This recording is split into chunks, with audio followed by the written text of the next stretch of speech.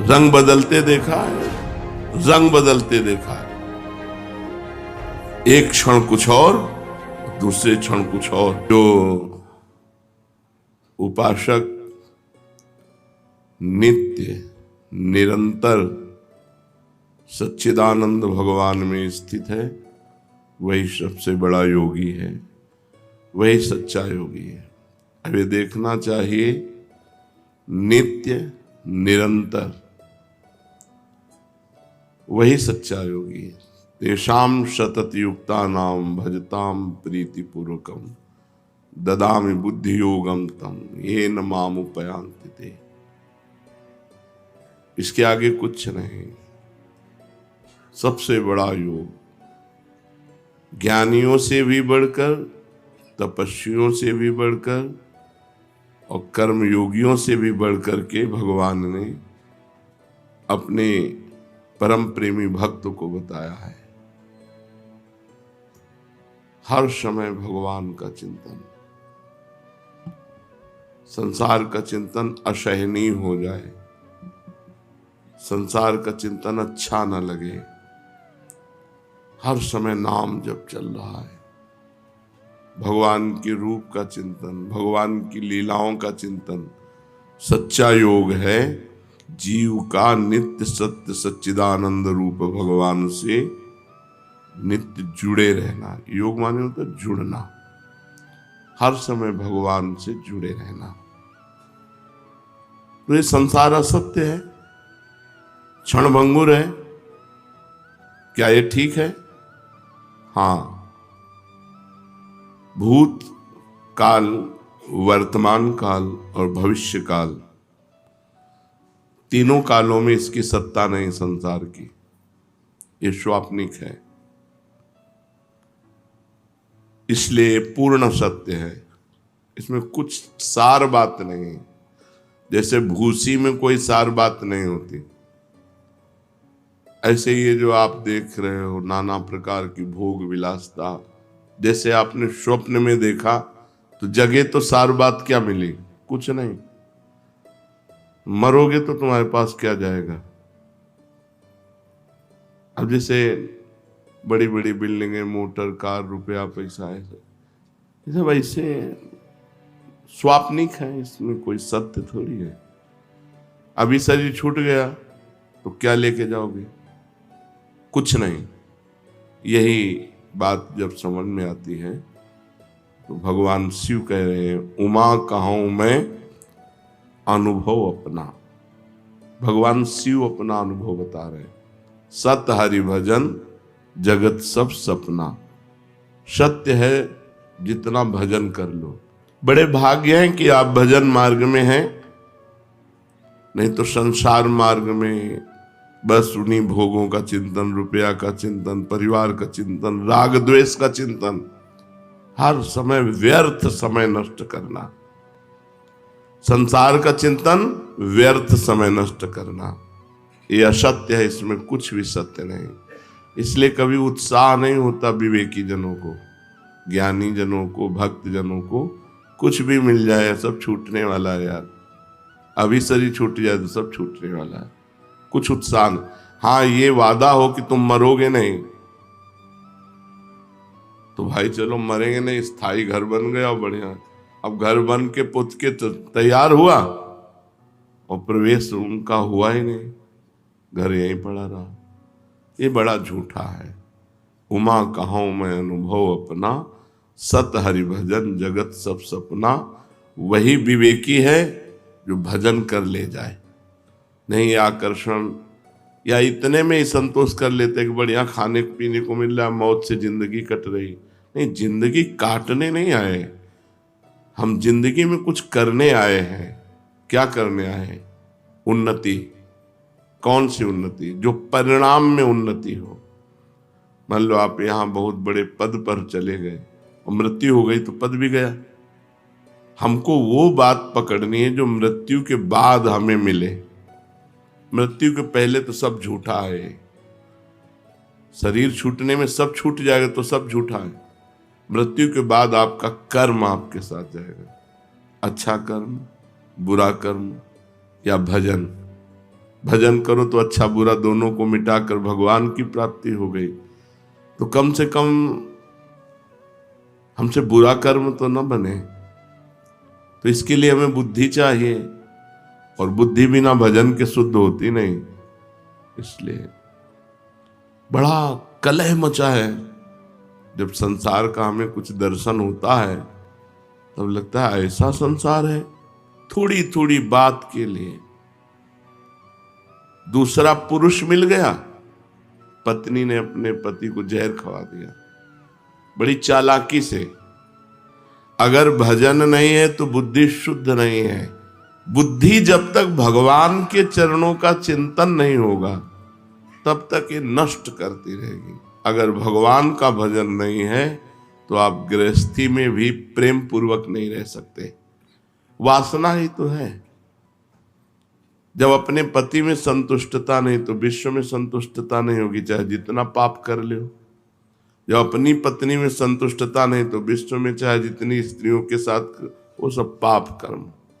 तो बुद्धि शुद्ध करने के लिए अगर नाम जब सत्संग है तो बुद्धि शुद्ध हो जाएगी, नहीं तो घोर अशुद्ध होती चली जाएगी। और अशुद्ध बुद्धि ऐसी जगह फंसा देगी जहां लाभ नहीं। भजन के बिना राक्षसी भाव पर शासन नहीं हो सकता, और राक्षसी भाव सबके अंदर है।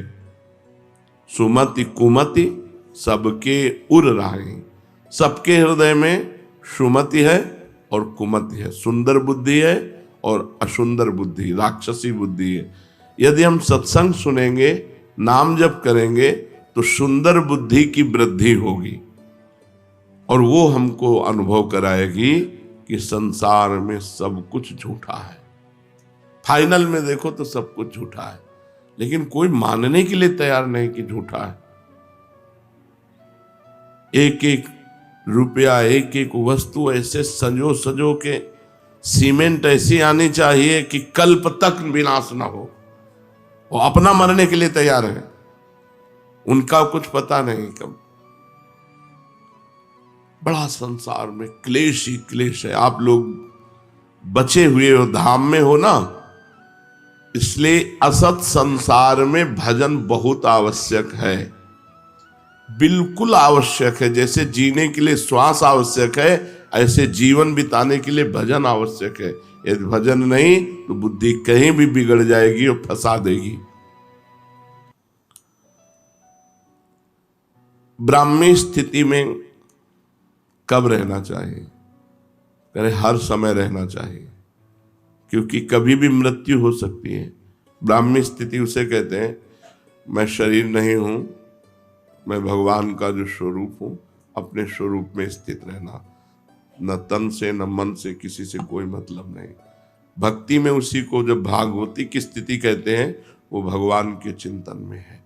हर समय भगवान के चिंतन में रहना चाहिए, नहीं धोखा है, कब मर जाए कुछ पता नहीं।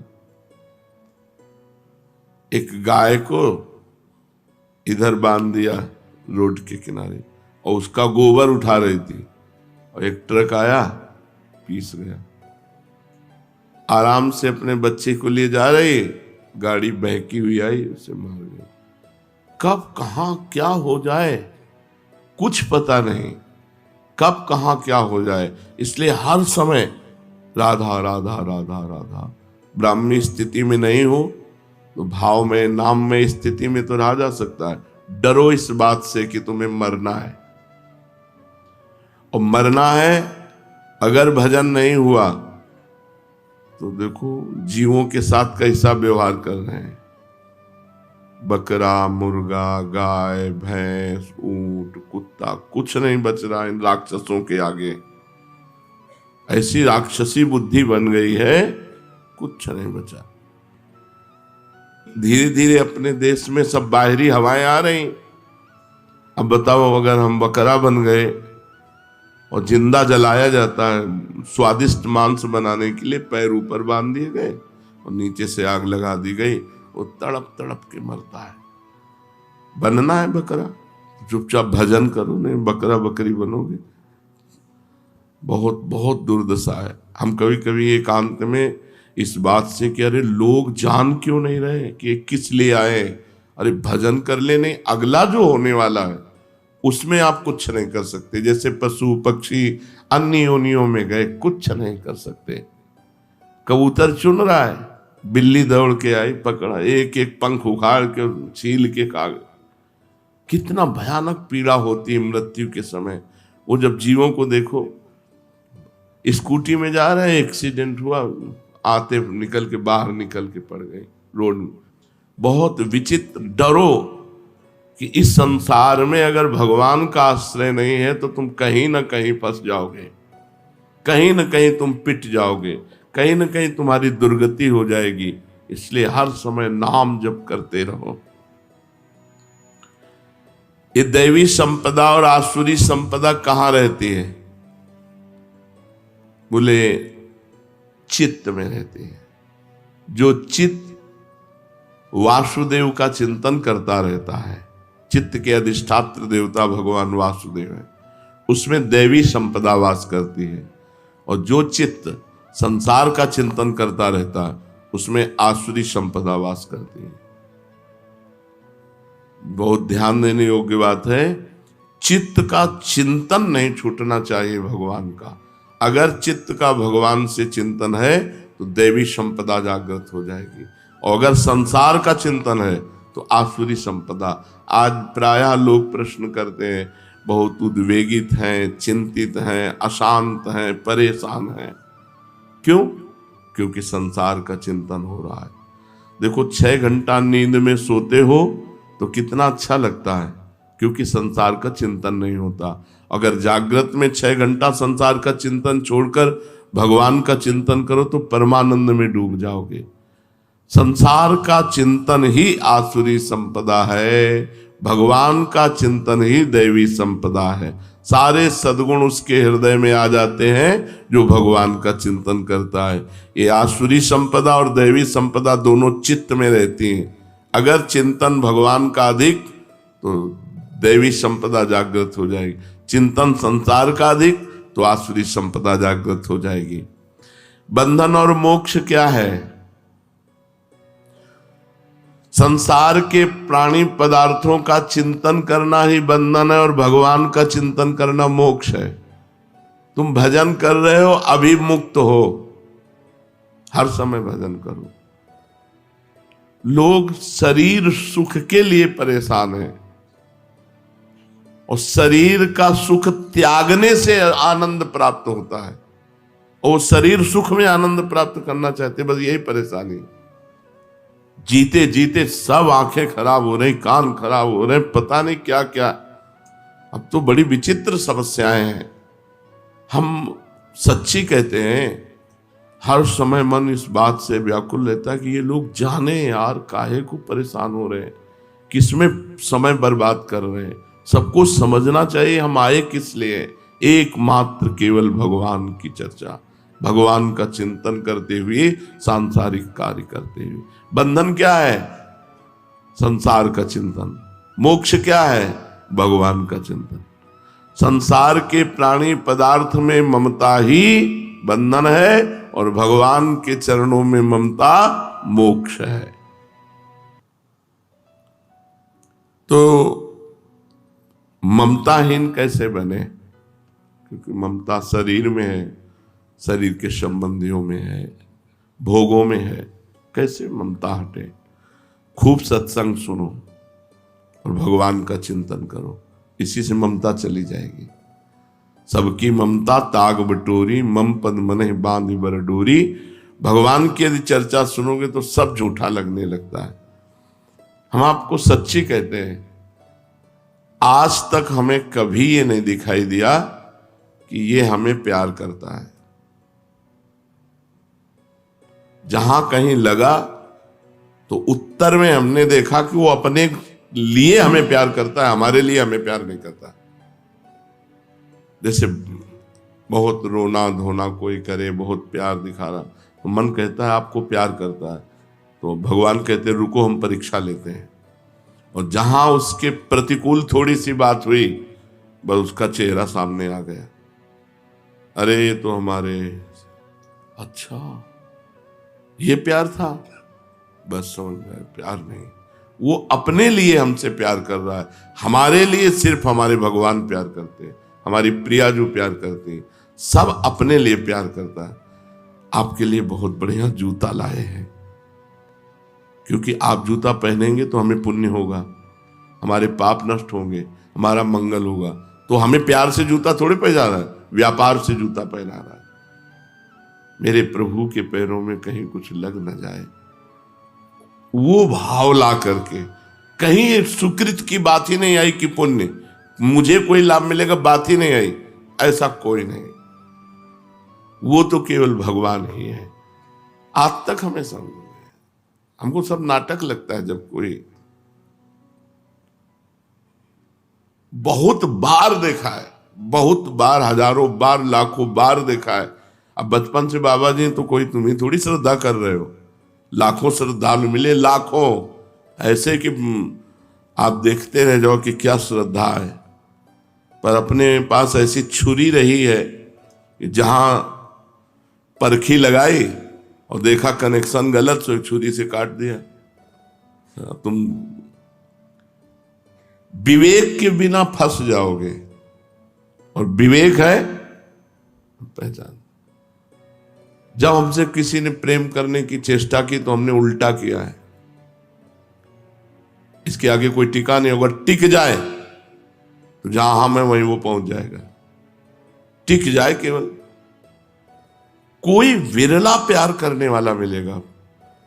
जैसे संदीपनी जी अपने गुरु को प्यार किए, वो दंडता करते, मारते, पीटते, सब करते, पागल वाला रोल करते, सब भग गए। वही केवल उन्होंने पूछा कि बेटा तुम क्यों नहीं गए? उनका गुरुदेव आपको स्नान कौन कराता, आपको भोजन कौन कराता, भिक्षा मांग के ला के आपको भोजन, तो हमने आपके साथ उपद्रव नहीं किया। बोले किया गुरुदेव। तो बोले बुरा नहीं लगा? बोले मेरा कुछ है नहीं गुरुदेव, ये शरीर तो आपका है, सब कुछ आपका है। उनके आंसू भर आए और कहा बेटा मैं आशीर्वाद देता हूं, जगत गुरु तुम्हारा शिष्य बनेगा आगे। तो संदीपनी जी ऊंचे आसन में बैठते और भगवान द्वारिकाधीश नीचे बैठते। भगवान श्री कृष्ण उनके शिष्य हुए। ममता गुरु चरणों में या इष्ट में जब खूब सत्संग सुनोगे, खूब नाम जप करोगे और भगवान से प्रार्थना करो कि हमारी ममता को आप घसीट लीजिए, अपने चरणों में लगा लीजिए। ये ममता ही तो जहर है। इन सब संबंधों में ये आसक्ति ममता ही जहर है। ममता निकल जाए, जहर निकल जाए, फिर व्यवहार करो, कोई परेशानी नहीं। अब हमें आपको सच्चे कहते हैं, जैसे लाखों लोग मिलते हैं सब ऐसे, हमें थोड़ी लगता है कि हमारे लिए मिलते हैं, सब अपने लिए मिलते हैं। विवेक ऐसा प्रवीण है कि वो हाँ भाई क्या है, कृपा कर दो। किस लिए? कोई कुछ बात, कोई कुछ बात, कोई तो अपनी बात के लिए तो रो रहा है, वो हमारे लिए थोड़ा। जैसे कोई रो क्या है तो क्यों रो रहे हो? भगवान आपको स्वस्थ रखे, श्री जी आपको दर्शन दे।